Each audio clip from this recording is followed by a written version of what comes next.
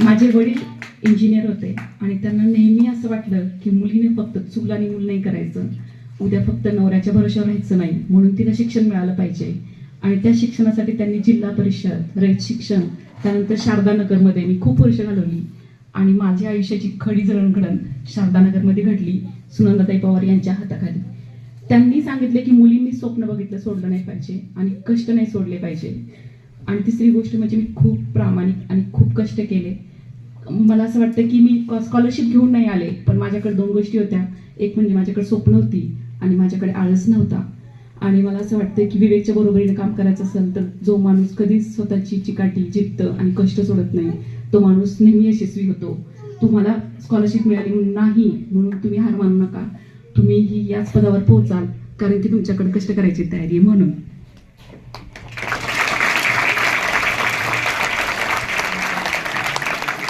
आणि कुठल्याच कामाची लाज बाळगायची नाही. आम्ही अमेरिकेत राहतो म्हणून आम्हाला 2 नोकर आहेत अशातला भाग नाही. आजही आम्ही घर साफ करतो, पाहुण्याला सगळं घरच्या काचक करतो, मी स्वतः स्वयंपाक करते, ही मदत करतात. टॉयलेट बाथरूम सुद्धा आम्ही साफ करतो कारण अमेरिकेत कुठल्याच कामाची लाज नाही बाळगत. आणि ही गोष्ट आम्हाला शारदानगरमध्ये पण शिकवली होती, पण अमेरिकेत प्रत्येक माणूस ही फॉलो करतो. मी एनव्हीडियात काम करते, पण जे कंपनीचे मालक आहेत त्यांची आज कंपनीची उलाढाल आहे $5 ट्रिलियन. तुम्ही जेव्हा ह्याचं कॅल्क्युलेशन बघाल तेव्हा तुम्हाला असं वाटेल की या माणसाला काम करायची काय गरज आहे. पण त्यांची मुलगी, त्यांचा मुलगा हे सकाळी आमच्या मीटिंगमध्ये येतात, डिस्कस करतात की आजचा प्लॅन काय आहे, या आठवड्याचा प्लॅन काय आहे आणि आपण हे जे करतोय ते जगापेक्षा सगळ्यात पहिल्या न्यूजमध्ये येणारी गोष्ट असेल त्यासाठी आपण वेगळं काय करतोय. आणि जे कंपनीचे CEO आहेत ते स्वतः सकाळी 7 वाजता ऑफिसला येतात. खरं त्यांना गरज आहे का? आपल्याला असं वाटतं पैसा मिळाला म्हणजे समाधान मानलं पाहिजे, पण ते त्यातले नाही. आणि त्यांनी सुद्धा एका रेस्टॉरंटमध्ये काम करून भांडी धुतले, टॉयलेट बाथरूम साफ केलेत. आणि जे तेव्हा मीटिंग घेतात तेव्हा त्यांच्याकडे किती लोक असतील हाताखाली काम करणारे, त्यांना मीटिंग घ्यायची गरज नाही, पण ते स्वतः येतात, प्रत्येक ईमेल आमचा बघतात, कोणाचा ईमेल काय आहे आणि ह्या कंपनीला सक्सेसफुल करण्यासारखं काय आहे या प्रोडक्टमध्ये हे ते स्वतः अभ्यास करून स्वतः कंपनीला फीडबॅक देतात. असा CEO मी माझ्या गेल्या 15 वर्षाच्या करिअरमध्ये पहिल्यांदाच पाहिलाय आणि म्हणून कदाचित त्या पदावर आहेत असं मला वाटतं.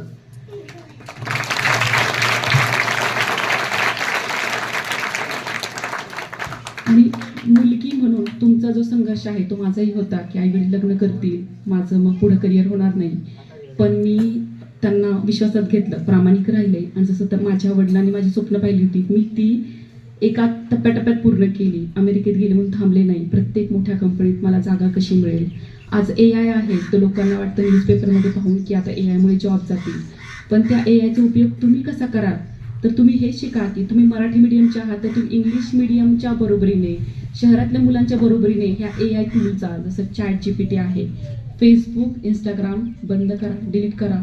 फक्त तुम्हालाच नाही, मी हे स्वतःसुद्धा फॉलो करते कारण मला असं वाटतं 8-10 तास नोकरी करून संध्याकाळी बाळाला बघायचं, स्वयंपाक बघायचा, त्याच्यानंतर जर हे इंस्टाग्राम वगैरे फॉलो करत राहिली तर मला बाळाला वेळ देता येणार नाही आणि मला बाळ आणि करिअर दोन्ही तेवढंच महत्त्वाचं आहे. म्हणून मला वाटतं हे सगळे डिस्ट्रॅक्शन आहेत हे कमी केले पाहिजेत. आणि आजही आम्ही प्रयत्न करतो की फेसबुक ह्याच्यापासून लांब कसं राहता येईल आणि जे महत्त्वाचं आहे जशा AI टूल आहेत त्यातनं आपल्याला रोज कसं नवीन शिकता येईल, जे आपण काम करतो ते अजून स्मार्ट कमीत कमी वेळात कसं करता येईल, जेणेकरून आपण बाकीच्या 1000 लोकांच्या पुढे 10 पावलं कसं राहू, हे AI टूलकडनं तुम्ही शिका. आणि असा अर्थ नाही की तुमच्या नोकऱ्या जातील पण त्या नवीन निर्माण होतील. पण तुम्ही AI शिकला नाही तर नक्कीच तुम्हाला कुठेही काहीही नोकरी मिळणार नाही.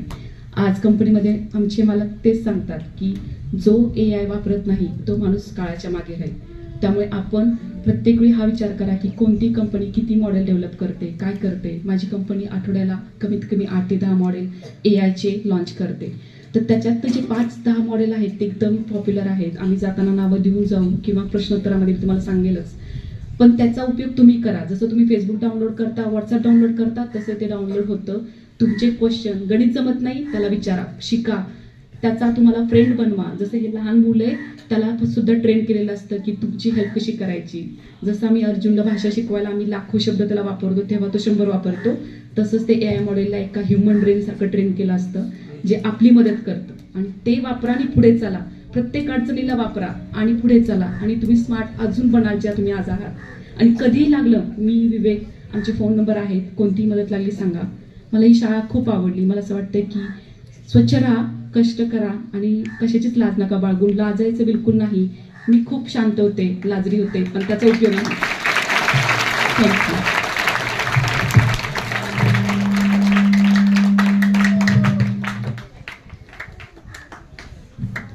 Thank you ma'am. या गोष्टींचा कधीच गर्व करत नाही. आपल्याकडे दुसरी एक म्हण आहे, उथळ पाण्याला खळखळाट फार, आहे की नाही. तर ज्यांच्याकडे नॉलेज नसतं ना, ज्यांच्याकडे खूप काही त्यांनी अचीव केलेलं नसतं, ती लोक खूप हवा काढतात. तुम्ही इंस्टाग्राम रीलवर पाहिलं असेल, आजकाल गावामध्ये खेड्यामध्ये सगळीकडे काय चालतं, फक्त हवा करायची, स्टंट करायचे, इकडं कॉलर उडवा, तिकडं गाडी उडवा, आहे का नाही. तर त्यापेक्षा मला असं वाटतं आजचा जो जमाना आहे, जो जी प्रगती होत चालली आहे वेगाने सगळ्या जमान्यामध्ये, त्या जमान्याबरोबर आपल्याला चालायचं असेल किंवा त्या जमान्याच्या 2 पावलं पुढे चालायची असतील, तर आपल्याला काही गोष्टी आपल्या मध्ये लहानपणापासूनच बदल घडवले पाहिजे. आणि ते बदल घडवण्यासाठी आपल्याला काही भौतिक गोष्टींची गरज असते, बेसिक गोष्टींची गरज असते. तर त्यातली सगळ्यात पहिली गोष्ट म्हणजे आपल्याला खूप चांगलं मार्गदर्शन असायला पाहिजे. माझ्या नशिबाने मला आतापर्यंत खूप चांगलं मार्गदर्शन मिळत गेलं. इतके चांगले शिक्षक मिळाले, खूप चांगले पॅरेंट्स मिळाले, म्हणजे आई वडील पालक मिळाले. त्याच्याबरोबर माझं अख्खं कुटुंब जे आहे या गावामध्ये, त्या कुटुंबाची मला वेळोवेळी योग्य मदत मिळत गेली. आणि त्यांनी जे सांगितलेलं मार्गदर्शन आहे, त्यांनी जे मला आजवर ज्या सूचना दिलेल्या आहेत, त्यांनी जो गायडन्स दिलेला आहे, तो गायडन्स मी खूप मनापासून फॉलो करत आलेलो आहे. तुम्हाला कदाचित असं वाटत असेल की बाबा आजपर्यंत याने सगळ्या परीक्षांमध्ये नंबर मिळवला, म्हणजे तुमची जी कुठली परीक्षा असेल, 3री प्रज्ञाशोध असो, 4थी स्कॉलरशिप असो, 5वी गणित प्रावीण्य, 6वी प्रज्ञाशोध, 7वी स्कॉलरशिप, 8वी गणित प्रावीण्य, MTS, NTS, यातली कुठली अशी परीक्षा नाहीये ज्या परीक्षेमध्ये माझा नंबर आलेला नाही. सगळ्या परीक्षांमध्ये नंबर आला.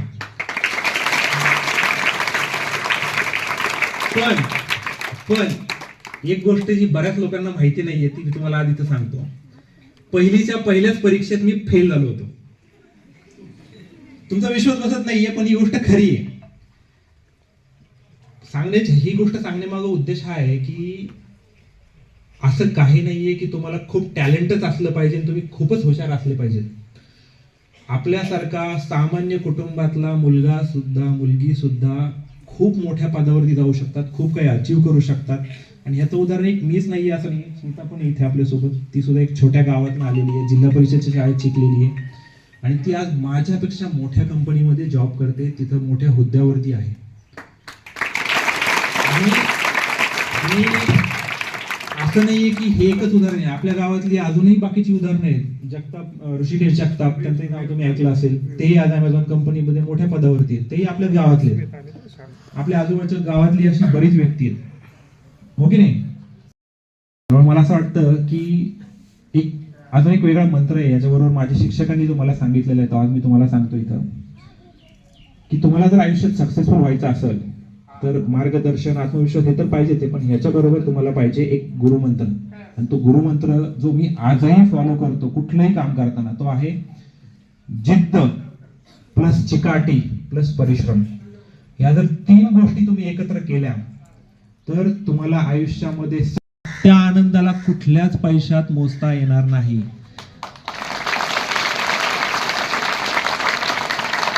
तर ही जी भावना आहे ना, ही भावना आम्ही आमच्या दैनंदिन जीवनामध्ये फॉलो करतो. त्यामुळे होतं काय की तुम्हाला खूप माणसं जोडली जातात तुमच्या बरोबर ऑटोमॅटिकली, तुम्हाला काही वेगळं करायची गरज पडत नाही. आणि एकदा ही सवय डोक्यामध्ये लागली, एकदा ही भावना मनामध्ये रुजली ना, तर तुम्ही इतकं काही चांगलं अचीव करू शकाल की तुम्हाला सुद्धा कल्पना करता येणार नाही त्या गोष्टीची. त्यांचे वडील आदरणीय रामचंद्रजी कुमकर हे सुद्धा या ठिकाणी आलेत. हे आमचं परमभाग्य की त्यांचे पावन स्पर्श या प्रशालेला लागले. एक आदर्श मुलगा, एक आदर्श व्यक्ती या ठिकाणी त्यांनी घडवला. आपण इफ या कवितेमध्ये शिकलो की जगामध्ये तुला यश मिळेल नाही मिळेल, पण एक आदर्श व्यक्ती म्हणून या ठिकाणी निश्चित तू घडावं. तर या दाम्पत्याला पाहून तुम्ही आचरण करू शकता की एक श्रेष्ठ आचरण कसं असतं लेकरांनो. ते आज इतक्या मोठ्या पदावर आहेत, US सारख्या कंपनीमध्ये ते दोघंही मोठ्या पदावर काम असताना त्यांचं जे बोलण्याची पद्धत आहे, त्यांच्या आवाजातली जी लीनता आहे, अतिशय डाऊन टू अर्थ पर्सनॅलिटी. दोन्ही स्मिता मॅम सुद्धा तुम्ही विद्यार्थी मित्रांनो, जर तुम्ही बारकाईने जर ऑब्झर्वेशन केलं असेल तर त्यांचं जे छोटंसं बाळ आहे ना, अर्जुन बाळ, ते डाळिंब खात आहे आणि त्याचे खाली पडले होते ना 1-2 डाळिंब, ते त्यांनी स्वतः उचलून घेतले. व्यक्ती मोठी जी होते ना ती आपल्या कर्तृत्वाने होत असते, छोट्या छोट्या गोष्टीतून ते मोठे होतात. आणि त्यांच्यामध्ये आणखीन एक चांगला गुण आहे पहा, ते दाम्पत्य जे आहे एकमेकांना सपोर्ट करतात, मॉरली सपोर्ट करतात. आणि त्यांच्यामध्ये सगळ्यात चांगला गुण जर कोणता असेल तर ते इतरांना चांगलं म्हणतात. जर मोठं व्हायचं असेल ना तर तो गुण घ्यावा लागेल, तुम्हाला अप्रिशिएट करावं लागेल, कदर करावं लागेल, चांगल्या लोकांना चांगलंच म्हणावं लागेल. इतरांना नावं ठेवून तुम्ही कधीही मोठे होऊ शकत नाहीत. लोकांना चांगलं म्हणूनच तुम्हाला मोठा होता येतं, हे या दाम्पत्याने या ठिकाणी दाखवून दिलं. आणि त्यांच्या मागे असणारं हे सगळं श्रेय आहे ते संस्काराची शिदोरी जी आहे ते आदरणीय रामचंद्रजी गुंकर या प्रशालेचे मुख्याध्यापक आदरणीय श्री महेशकुमार शिंदे सर यांना अशी विनंती करतो की त्यांनी आव्हानचं या ठिकाणी आपल्या प्रशालेमध्ये पुष्पगुच्छ देऊन सत्कार करावा. आणि या कार्यक्रमांमधून आमच्या विद्यार्थ्यांना निश्चितपणे खूप काही मिळेल. शिंदे सर बोलताना आता खूप भावनिक झाले होते. तर या ठिकाणी आपण करायचं